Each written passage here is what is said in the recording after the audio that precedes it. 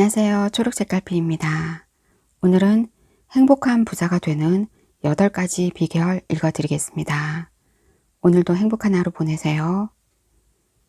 행복한 부자가 되는 8가지 비결. 보통 사람이 부자가 되지 못하는 7가지 이유. 소득 신고를 할 때가 되면 언제나 이해할 수 없다는 생각에 사로잡힌다. 내 고객 가운데는 나이와 하는 일이 비슷한데도 수입이 100배 이상 차이가 나는 사람들이 있다. 학력도 비슷하고 부모님도 똑같이 샐러리맨이며 능력에서도 서로 그다지 차이가 나지 않는데도 말이다. 그러나 그들을 가만히 관찰하면서 많은 차이가 있다는 것을 알게 되었다. 또 내게 상담을 청하거나 내가 주관하는 세미나에 참가하는 사람들의 말을 들어보면서 보통 사람이 부자가 되지 못하는 이유를 알게 되었다. 부자가 되는 사람과 돈과는 인연이 없는 사람에게는 명확한 차이가 있다. 부자가 되는 사람은 특정한 사고방식과 습관을 가지고 살아간다. 만약 지금 당신이 행복한 작은 부자가 아니라면 다음에 드는 7가지 이유 때문이다. 지금까지 돈에 대해 진지하게 생각해 본 적이 없다. 당신은 지금까지 돈에 관해 진지하게 생각해 본 적이 있는가?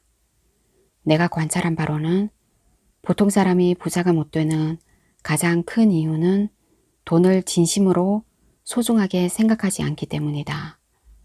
보통 사람은 먹고 살 만큼의 돈만 있으면 된다고 생각한다.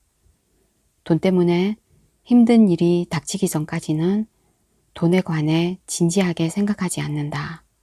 그 이유를 내게 상담받으러 온 한 여성이 아주 적절하게 표현했다. 내가 어째서 돈에 관해 진지하게 생각하지 않느냐고 물었더니 그 여성은 귀찮잖아요. 돈에 관해 생각하는 거. 좀 그래 보이기도 하고 라고 대답했다. 수긍이 가는 사람이 있을 것이다. 돈에 관해 진지하게 생각하는 것은 돈과 진지하게 마주하는 것이다. 왜 자신이 지금 부자가 아닌지, 또 돈 때문에 자신의 삶이 얼마나 형편없어지는지에 관해 끝까지 파고들며 생각해 보는 것이다. 많은 사람들이 이런 작업을 하지 않는다. 돈을 쓸 생각만 하면서 돈이 좀 더 있었으면 좋겠다고 멍하니 몽상으로 하루하루를 보낸다. 또 자신의 인생에 정면으로 마주서서 일이나 돈 등 삶에서 중요한 것에 대해 되돌아보려 하지 않는다. 이것이 보통 사람들이 돈과 인연이 없는 삶을 사는 가장 큰 이유다. 좋아하는 일을 하면서 살지 않는다. 이것이 바로 풍요로운 삶으로 가는 길을 가로막는 커다란 장애물이다. 만약 당신이 좋아하는 일을 하면서 살고 있지 않다면 당신은 인생의 대부분을 허비하는 것이다. 우선 하루에 최소한 8시간은 즐겁지 않다는 점에서 커다란 손해를 본다. 또 좋아하지 않는 일에 온 힘을 다해 전념하기는 어려우므로 돈이 따르지 않는 것이 보통이다. 성공해서 행복한 삶을 사는 사람들은 예외 없이 좋아하는 일을 하면서 산다. 그들은 입을 모아 싫어하는 일을 하루 종일 하는 것은 생각할 수조차 없다라고 말한다. 보통 사람들이 부자가 못 되는 2번째 이유다. 자신이 부자가 될 수 있다고 생각하지 않는다. 행복한 작은 부자로 가는 길의 최대 장애물은 나는 안 돼 하는 생각이다. 아무리 조건이 나쁜 사람이라도 포기하지 않으면 반드시 길이 열린다. 포기하는 사람들은 대부분 보통 사람들이거나 비교적 윤택한 사람들이다. 이에 관해 헨리 포드가 재미있는 말을 했다. 성공할 거라고 믿는 사람이 있고 실패할 거라고 믿는 사람도 있다. 이 2사람 모두 옳다. 지금부터라도 자신도 행복한 부자가 될 수 있을 거라고 믿으며 자신의 가능성을 조금씩 키우기 바란다. 행복한 작은 부자가 되기 위한 지식과 습관이 없다. 부자가 되기 위해서는 반드시 알아야 할 지식이 많다. 그것은 돈과 세금, 비즈니스에 관한 지식이다. 그러나 이 모든 것을 체계적으로 가르쳐 주는 곳은 거의 없다. 하지만 그것을 배우지 않으면 성공할 수 없다. 많은 성공한 사람들은 여러 사람들에게 가르침을 청하고 그 지식을 자신의 것으로 만들어 간다. 그러나 대부분의 사람들은 부자가 되는데 체계적인 지식이 필요하다는 것조차 모른다. 그런 것이 있다는 말을 들어도 미심쩍어 할 뿐이다. 체계적인 금융교육을 받지 못하는 것이 보통 사람이 부자가 되지 못하는 네 번째 이유다. 용기, 실행력, 결단력이 없다. 부자가 되는 데는 용기가 필요하다. 자신을 바꾸어야 하기 때문이다. 많은 사람들이 용기와 실행력이 없기 때문에 그저 그런 삶을 산다. 모든 사람은 동일한 기회를 얻는다. 그 기회의 버스에 올라타느냐, 그 버스가 지나쳐 가는 것을 바라만 보느냐에 따라 보통 사람과 행복한 작은 부자로 갈린다. 결단력도 행복한 부자가 되는데 꼭 필요한 요소다. 결단이란 문자 그대로 다른 것들을 포기하고 하나를 선택하는 것을 의미한다. 중요한 순간에 결단 내리지 못해 훌륭한 결혼 상대를 놓치거나 좋은 사업 기회를 놓치는 일은 아주 흔하다. 사실 아무것도 결정하지 않는 안전한 삶을 사는 사람도 중요한 결단을 한 셈이다. 아무것도 결정하지 않는 사람은 잘못 선택했을 때의 위험을 피하기 위해 아무것도 결정하지 않기로 한 것이다. 다만 자신이 아무것도 결정하지 않기로 한 사실을 모를 뿐이다. 이런 사람이 과연 삶이 다하는 순간에 다행히 난 살면서 그다지 실패하지는 않아서 라고 생각할까? 해야 할 일을 뒤로 미룬다. 당신은 스스로 해야겠다고 생각한 일들을 척척 해나가는 유형인가? 당신이 나처럼 보통 사람이라면 좀처럼 생각한 대로 되지 않을 것이다.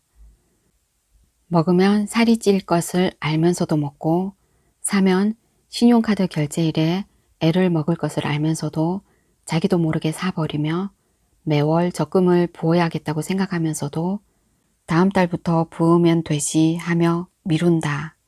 이런 일들이 쌓이고 쌓여 당신을 가난뱅이로 만든다. 예를 들어 적금을 드는 것이 풍요로운 인생의 기본이 되는 것을 잘 알지만 이번 달에는 친구 결혼식이 3건이나 있으니까, 여행을 다녀왔으니까 등등 그럴싸한 핑계로 자꾸 뒤로 미룬다. 이런 사람이 결혼을 하면 신혼 때니까 괜찮아. 아이가 생기면 그때부터 모으지. 지금은 아이 교육비가 들어서 곤란해. 등의 핑계를 대며 적금을 붓지 못한 채 평생을 보낸다. 행복한 작은 부자로 이끄는 스승과 친구가 없다. 일반적으로 우리는 어릴 때부터 어른이 될 때까지 금융교육을 받을 기회가 거의 없다. 돈에 관해서는 학교에서 거의 배우지 못할 뿐더러 가정에서도 이에 관해 가르치는 것을 꺼린다. 당신은 돈에 관해 누구한테 배운 적이 있습니까? 그 사람은 행복한 부자였습니까? 만약 이 질문에 대한 대답이 아니오라면 당신의 금융 인생은 밝다고 할 수 없다. 부자 아빠 가난한 아빠의 저자 로버트 기요사키는 부자가 되는데 중요한 것이 좋은 스승을 만나는 것이라고 말한다. 내 체험으로 보나 주변 부자들의 삶으로 보나 그 의견에 절대적으로 동의한다. 보통 사람이 돈 때문에 혼란을 겪는 것은 지금까지 단 한 번도 돈에 관해 가르쳐주는 좋은 스승을 만나지 못했기 때문이다. 친구도 그렇다. 친구와 주변 사람들은 당신의 금융 활동에 커다란 영향을 미친다. 친구가 행복한 부자가 아니라면 부자가 되는 일을 방해하는 일은 있어도 도와주는 일은 결코 없을 것이다. 보통 사람의 삶을 좀먹는 돈에 의한 6가지 스트레스. 한 상담자가 내게 돈에 관해 생각하지 않아도 잘 살아갈 수 있어요 라고 말한 적이 있다.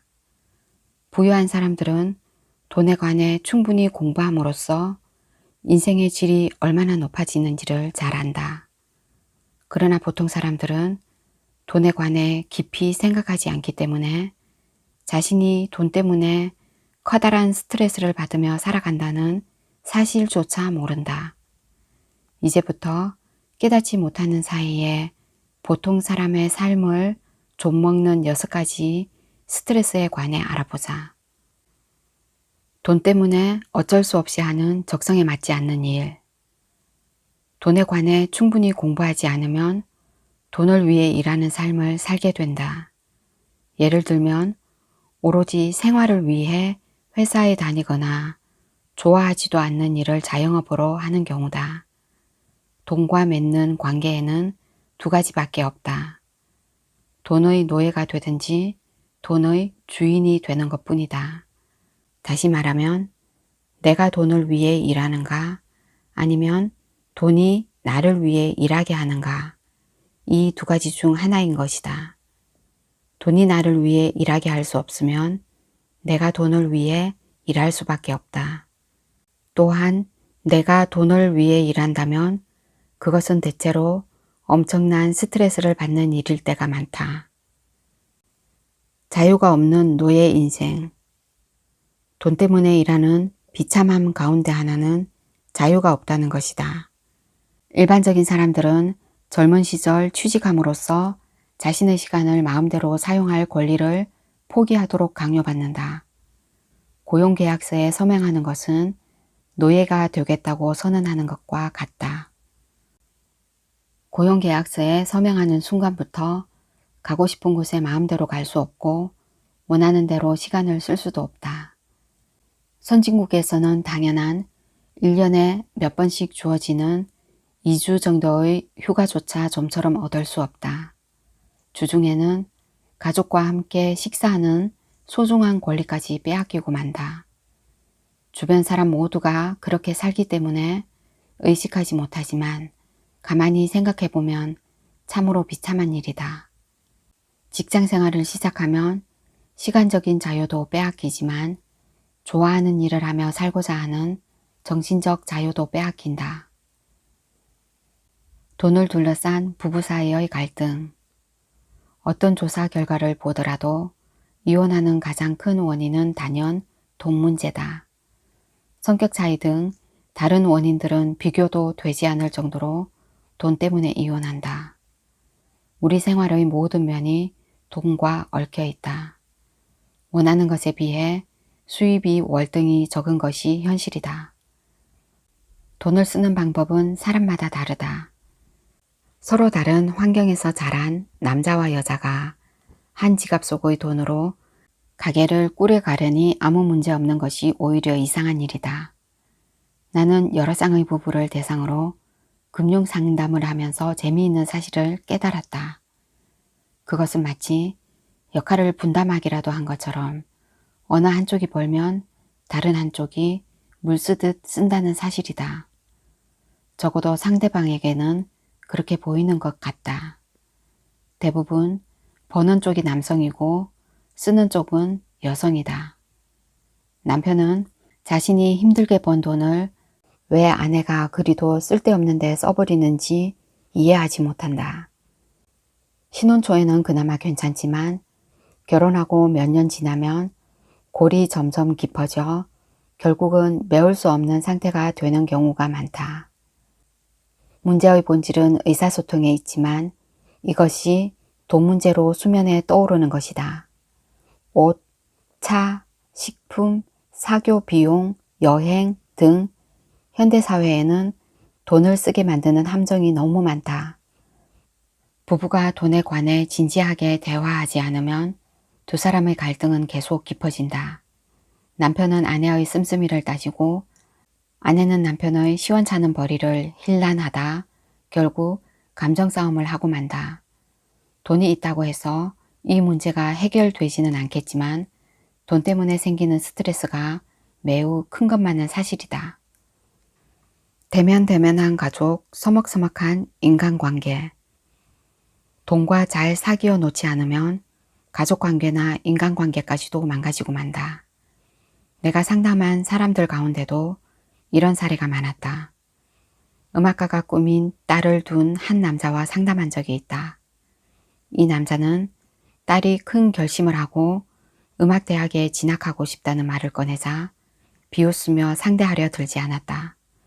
그러다 결국 도대체 돈이 얼마나 드는지 알고 하는 소리냐? 네 멋대로구나. 우리 집에 그런 여유가 있을 거라고 생각하니? 무엇보다 넌 재능이 없어. 피아노 하나도 진득이 배우지 못했잖니? 하며 큰 소리를 내고 말았다. 이처럼 돈과 건전하게 사귀지 못하면 가족과도 원만한 관계를 맺을 수 없다. 인간관계도 금융건강지수에 따라 질적인 차이가 난다. 돈과 잘 사귀어 두면 돈 때문에 우정에 금이 가는 일은 생기지 않는다. 누구나 돈 때문에 사람한테 불쾌한 감정을 느낀 적이 있을 것이다. 결혼식 축의금을 아까워하거나 빌려준 돈을 깜빡 잊고 떼어먹은 적이 있을지도 모른다. 빌려준 사람은 절대 먼저 말을 꺼내진 않지만 당신에게 돈을 빌려줬다는 사실을 잊지는 않을 것이다. 꿈과 설렘이 없는 지루한 삶. 생활만을 위해 일을 하다가는 점점 자기 자신을 잃어버리게 된다. 일상에서 생동감과 정열이 사라져 헛개비처럼 살게 된다. 꿈이 없는 삶은 별 볼 일 없는 삶이다. 어차피 라든가 어쩔 수 없어 라는 말이 튀어나온다면 자신의 삶을 되돌아보아야 한다. 꿈을 쫓는 것은 인생의 기쁨 중 하나인데도 많은 사람들이 생활을 위해라는 대의명분을 내세우며 꿈에서 등을 돌린다. 때문에 차츰 일상생활에서 생기가 없어지고 살아있다고 실감하지 못하게 된다.